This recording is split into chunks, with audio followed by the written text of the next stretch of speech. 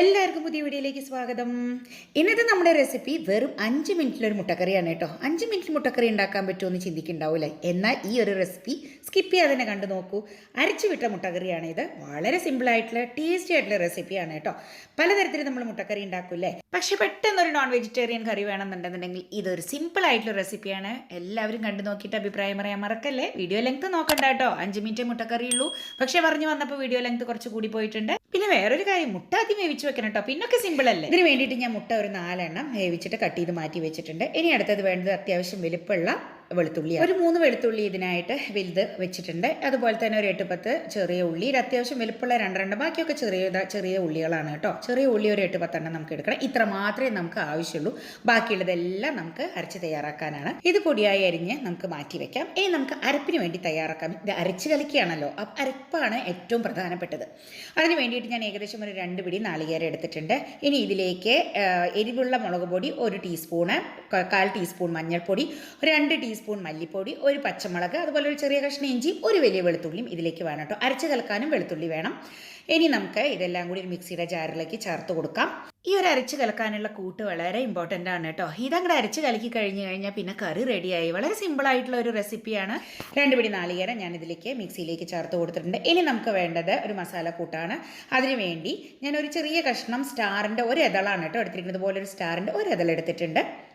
ഇനി നമുക്ക് വേണ്ടത് ഗ്രാമ്പൂണ്. ഒരു ചെറിയ 3 ഗ്രാമ്പൂ എടുത്തിട്ടുണ്ട്. ഒരു ചെറിയ കഷ്ണം പട്ട, 1 ടീസ്പൂൺ പെരിഞ്ചീരകം. വേണമെങ്കിൽ നിങ്ങൾക്ക് ഈ ഒരു ഏലക്കായ ഈ സമയത്ത് ചേർക്കാം, ഞാൻ ചേർത്തിട്ടില്ല. ഇനി ഇതിലേക്ക് അണ്ടിപ്പരിപ്പോ ഒരു 5-6 എണ്ണം വെള്ളത്തിലിട്ട് കുതിർത്തിയതോ അല്ലെങ്കിൽ ബദാമോ ചേർത്ത് കൊടുക്കുക. തോല് കളയണം എന്നൊന്നുമില്ല കേട്ടോ. ഞാനൊരു ഏകദേശം ഒരു 3 മണിക്കൂർ വെള്ളത്തിലിട്ടിട്ടുള്ള ബദാമാണ് ചേർത്ത് കൊടുക്കുന്നത്. ഒരു 3-4 ഇതൾ കറിവേപ്പില. ഇതിൽ പ്രധാന ഇൻഗ്രീഡിയൻ്റ് പറയുന്നത് പുളിവെള്ളമാണ് കേട്ടോ. നമ്മളിതിലേക്ക് തക്കാളി ചേർക്കുന്നില്ല, അതിന് പകരം പുളിവെള്ളമാണ് ചേർക്കുന്നത്. ഏകദേശം ഒരു 1.5 ടീസ്പൂണോളം പുളിവെള്ളം ചേർക്കേണ്ട. ഒരു 1.5 ടീസ്പൂൺ മാത്രമേ ചേർക്കേണ്ട ആവശ്യമുള്ളൂ കേട്ടോ. പുളി ഒരുപാട് അധികം നിൽക്കരുത്, ഒരു ചെറിയ പുളിപ്പ് ഗ്രേവിക്ക് വേണം, അത്രയേ ഉള്ളൂ. ഇത് ഇഷ്ടമല്ലാത്തവർ ചേർക്കണമെന്നില്ല കേട്ടോ. ഇതിലേക്ക് കുറച്ച് വെള്ളം കൂടിയും ഒഴിച്ച് ഇതുപോലെ പേസ്റ്റാക്കി എടുത്തു വെച്ചിട്ടുണ്ട്. ഇനി ഇതവിടെ ഇരിക്കട്ടെ. ഇനി നമുക്കൊരു പാന് അടുപ്പത്ത് വെക്കാം. അപ്പം ഞാൻ സ്റ്റൗ ഓൺ ചെയ്തിട്ടില്ല കേട്ടോ. അതിന് മുമ്പ് തന്നെ നമ്മൾ അരച്ച് വെച്ചിരിക്കുന്ന കൂട്ട് അതിലേക്ക് ചേർത്ത് കൊടുക്കാം. മുട്ടക്കറിയൊക്കെ നമ്മൾ പലതരത്തിൽ ചെയ്യുന്നതല്ലേ, ഇതുപോലെ ഒന്ന് ചെയ്ത് നോക്കണം കേട്ടോ. എന്നിട്ട് എല്ലാവരും കമൻറ്റ് ബോക്സിൽ നിങ്ങളുടെ അഭിപ്രായം എഴുതാൻ മറക്കരുത്. ഇനി നമുക്ക് ഇതേ മിക്സിയിലേക്ക് ഒരു 1/4 ഗ്ലാസ് വെള്ളം ഒഴിച്ച് അതിലുള്ള അരപ്പും കൂടിയും കുലുക്കി ഇങ്ങോട്ട് എടുക്കാം.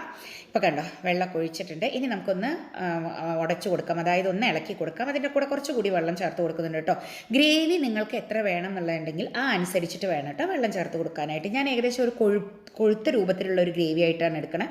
നിങ്ങൾക്ക് കുറച്ചുകൂടി ചാറായിട്ടുള്ള രീതിയിൽ വേണമെന്നുണ്ടെങ്കിൽ നിങ്ങൾക്ക് ഇതിലേക്ക് കുറച്ചുകൂടി വെള്ളം ചേർത്ത് കൊടുക്കാം. ഇപ്പോൾ ഗ്രേവി ഞാൻ ഏകദേശം ഇതുപോലെ രീതിയിലാക്കി വെച്ചിട്ടുണ്ട്. ഇനി ഞാൻ സ്റ്റൗ ഓൺ ചെയ്ത് കൊടുത്തിട്ടുണ്ട്. മീഡിയം ഫ്ലെയിമിൽ വെച്ച് കൊടുത്ത് നന്നായി തിളച്ച് വരട്ടെ. നമ്മൾ ചേർത്തിരിക്കുന്ന അരപ്പൊക്കെ നന്നായി വെന്ത് കുറുകി വരണമല്ലോ. ഇപ്പോൾ അത്യാവശ്യം നന്നായി തിളച്ച് വന്നിട്ടുണ്ട്. ഈ സമയത്ത് നമുക്ക് ഉപ്പ് ചേർത്ത് കൊടുക്കാം. എന്നിട്ട് നമുക്ക് അടച്ച് വെച്ച് ഒരു 3 മിനിറ്റ് നേരം അങ്ങനെ ഇരിക്കട്ടെ. ആ സമയമേ ആവശ്യമുള്ളൂ. ഇപ്പോൾ ഒരു 3 മിനിറ്റ് കഴിഞ്ഞ് നമുക്ക് തുറന്ന് നോക്കാം.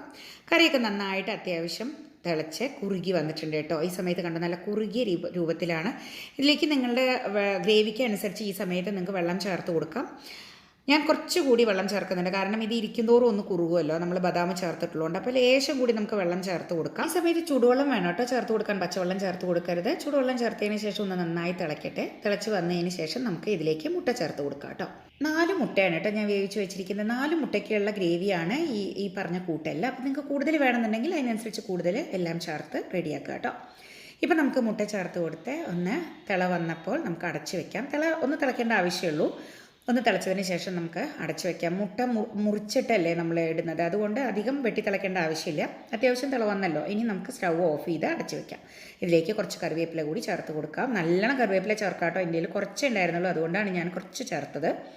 ഇനി ഇതിലേക്കൊരു വറവ് തയ്യാറാക്കാനായിട്ട് ഏകദേശം ഒരു 1.5 ടേബിൾ സ്പൂൺ വെളിച്ചെണ്ണ ചേർത്തിട്ടുണ്ട്. ഇതിലേക്ക് 1 ടീസ്പൂൺ കടുക് ചേർത്ത് കൊടുക്കാം. കടുകൊന്ന് പൊട്ടട്ടെ. നന്നായി പൊട്ടി വരുന്ന സമയത്ത് നമുക്ക് ഇതിലേക്ക് അരിഞ്ഞു വെച്ചിരിക്കുന്ന വെളുത്തുള്ളി ആദ്യം ചേർത്ത് കൊടുക്കുക കേട്ടോ. വെളുത്തുള്ളി നന്നായിട്ടൊന്ന് ബ്രൗൺ കളറായി വരട്ടെ. അതിനുശേഷം മാത്രം ചെറിയ ഉള്ളി ചേർത്ത് കൊടുത്താൽ മതി. വെളുത്തുള്ളിയുടെ നല്ലൊരു ഫ്ലേവർ ഈ ഒരു ഗ്രേവിക്ക് കിട്ടണം. വറുത്ത വെളുത്തുള്ളിക്ക് ഒരു പ്രത്യേക ടേസ്റ്റ് അല്ലേ, പ്രത്യേക മണമാണ്. അത് ചേർക്കുമ്പോൾ ആ കറിക്ക് തന്നെ രുചി വ്യത്യാസമായിട്ട് വരും. ഇപ്പോൾ അത്യാവശ്യം ചുമന്ന കളറായി വന്ന സമയത്ത് ഇതിലേക്ക് കുഞ്ഞുള്ളി അരിഞ്ഞത് ചേർത്ത് കൊടുക്കാം. ഇതിൻ്റെ വറവ് എന്ന് പറഞ്ഞു കഴിഞ്ഞാൽ വേണമെങ്കിൽ നിങ്ങൾക്ക് കാരമലൈസ് ആയി സാധാരണ നമ്മൾ കറികൾക്കൊക്കെ വറുത്തിടുന്ന പോലെ നന്നായിട്ട് ബ്രൗൺ കളർ ആവുന്നവരെ വറക്കാം. ഞാനിപ്പോൾ ആ ഒരു പരുവത്തിൽ വറക്കുന്നില്ല. ചെറുതായിട്ടൊരു ക്രിസ്റ്റൽ പരുവുണ്ടല്ലോ, അതായത് ഈ ഒരു കളർ മാറി വരുന്നില്ല, ആ സമയത്ത് വറ്റൽമുളക് ചേർത്ത് കൊടുക്കുകയാണ്. അപ്പം തന്നെ കുറച്ച് കറിവേപ്പിലയും കൂടിയും ചേർത്ത് കൊടുത്ത് ഞാൻ ഇത് കൊട്ടി കൊടുക്കുകയാണ് കേട്ടോ. അപ്പോൾ നമുക്ക് ആ ഗ്രേവിയുടെ കൂടെ ചെറുതായിട്ട് ഉള്ളി കടിക്കാൻ കിട്ടും. അപ്പോൾ അതിന് വേണ്ടിയിട്ടാണ് ഈ ഒരു രീതിയിൽ വറുത്തിടുന്നത്. അപ്പോൾ നിങ്ങൾക്കൊന്നും കൂടി നന്നായി ബ്രൗൺ ആക്കണം എന്നുണ്ടെങ്കിൽ വേണമെങ്കിലും ആക്കാം. ഞാനിപ്പോൾ സ്റ്റവ് ഓഫ് ചെയ്യാണ് കേട്ടോ. നമുക്കിത് വറുത്ത് കൊട്ടാം. നമ്മൾ തയ്യാറാക്കി വെച്ചിരിക്കുന്ന മുട്ട ഗ്രേവിയിലേക്ക് ഈ വറുത്തതും കൂടിയും കൊട്ടിക്കൊടുത്ത് നമുക്കൊരു ഏകദേശം ഒരു 5 മിനിറ്റ് നേരം അങ്ങനെ ഇരിക്കട്ടെ. അതിൻ്റെ ഫ്ലേവറൊക്കെ മുട്ടക്കറിയിലേക്ക് ഇറങ്ങി അടിപൊളി ടേസ്റ്റ് ആയിട്ടുള്ള ഒരു മുട്ടക്കറിയായി കിട്ടും. ഇപ്പോൾ എല്ലാവരും ഇതുപോലെ ട്രൈ ചെയ്ത് നോക്കണം കേട്ടോ. അപ്പോൾ നമ്മുടെ അരച്ചു വിട്ട മുട്ടക്കറി ഇവിടെ റെഡി ആയിട്ടുണ്ട്. വളരെ സിമ്പിളായിട്ടുള്ള മുട്ടക്കറിയല്ലേ ഇത്. ഏതിൻ്റെ കൂടെ നമുക്ക് കഴിക്കാൻ അടിപൊളി ഒരു ടേസ്റ്റ് തന്നെയാണ് കേട്ടോ. അപ്പോൾ എല്ലാവരും ഉണ്ടാക്കി നോക്കണം. ഇഷ്ടപ്പെട്ടാൽ ലൈക്ക് ചെയ്യണം, ഫ്രണ്ട്സിനും ഫാമിലിക്കും ഷെയർ ചെയ്ത് കൊടുക്കുക. നിങ്ങളുടെ വിലയേറിയ അഭിപ്രായങ്ങളൊക്കെ കമൻറ്റ് ബോക്സിൽ ഷെയർ ചെയ്യാൻ മടിക്കരുത്. ഞാനിത് തയ്യാറാക്കി കഴിക്കുന്നത് നല്ല സോഫ്റ്റ് ആയിട്ടുള്ള കോക്കനട്ട് ദോശയുടെ കൂടെയാണ് കേട്ടോ. നാളികേരപ്പാലും നാളികേരമൊക്കെ ചേർത്തിട്ട് ഉണ്ടാക്കിയിട്ടുള്ള നല്ല സോഫ്റ്റ് ആയിട്ടുള്ളൊരു ദോശയുടെ കൂടെയാണ് ഈ ഒരു മുട്ടക്കറി കഴിക്കുന്നത്. വളരെ പെട്ടെന്ന് ഉണ്ടാക്കുകയും ചെയ്തു, നല്ല ടേസ്റ്റാണ് കേട്ടോ.